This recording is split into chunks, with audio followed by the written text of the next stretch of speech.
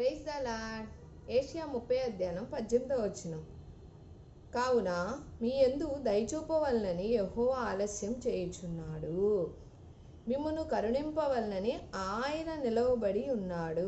అంటే దేవుడు కావాలనే ఆలస్యం చేస్తున్నాడనే అని కదండి. అవునండి, కొన్ని విషయాల్లో దేవుడు కావాలనే ఆలస్యం చేస్తున్నాడంట, మన యందు కూడా నిలిచి ఉన్నాడంట. ఎందుకు కావాలని ఆలస్యం చేస్తున్నాడు అని అంటే, మనం కూడా చాలా విషయాల్లో కూడా దేవుణ్ణి, దేవా నాకు ఇది కావాలి, లేదంటే నాకు ఇల్లు కావాలి, లేదంటే మంచి వాహనం కావాలి, మంచి జాబ్ కావాలి, ఇంకెక్కడన్నా మంచి ప్లేస్లో నేను సెటిల్ అవ్వాలని ఎదురు చూస్తూ ఉంటాం కదండి.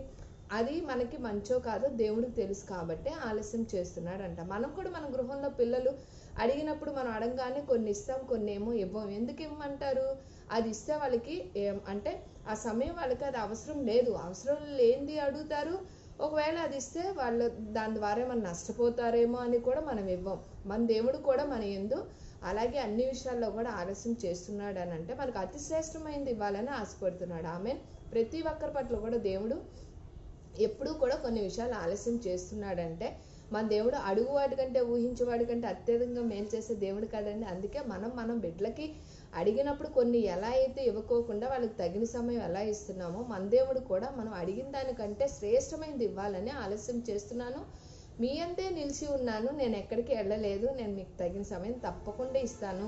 మీరు మంచి అంటే ప్లేస్లో స్థానంలో స్థిరపడాలనుకుంటున్నారు, సొంత గృహంలో నిలబడాలి, మేము స్థిరపడాలి, మంచి జాబు ఉద్యోగం ఇవన్నీ కూడా దేవుని అడుగుతూ ఉంటాం కదండి. వ్యాపారం అవన్నీ కూడా ఇప్పుడు అవ్వట్లేదు, ఏంటి ప్రభా ఇంకెప్పుడు అవుతుంది చేయవా అని అడుగుతున్నాం కదండి. దేవుడు తప్పకుండా చేస్తానని మాటిస్తున్నాడండి. మీ అంతా దయచూపవాలని ఆలస్యం చేసి ఉన్నాను, మీ అందు నిలిచి ఉన్నాను, ఇంకా నేను ఆలస్యం చేయను, తప్పకుండా మీరు అడిగినవన్నీ కూడా నేను మీకు సహాయం చేస్తున్నానని వాక్యంతో మనల్ని బలపరుస్తున్నాడు. ప్రతి ఒక్కరం కూడా ఏషియా 30:18 ప్రకారం సంపూర్ణంగా దేవుడు మన యందు ఆలస్యం చేస్తున్నది, ప్రతిదీ కూడా అతి శ్రేష్టమైనది ఇవ్వాలని ఆశపడుతున్నాడు. ఆమె ఈ వాక్యం ప్రకారం ప్రతి ఒక్కరూ కూడా నాయనా తండ్రి మా యందు నిలిచి ఉన్నందుకే నీకు వేలాది కోట్లాది స్తుతి స్తోత్రాలు తండ్రి. ఆలస్యం చేస్తున్న వెనకాల గొప్పగా మాకు అతి శ్రేష్టమైంది మాకు ఇవ్వబోతున్నామని మేము రూఢిగా నమ్ముచున్నాం.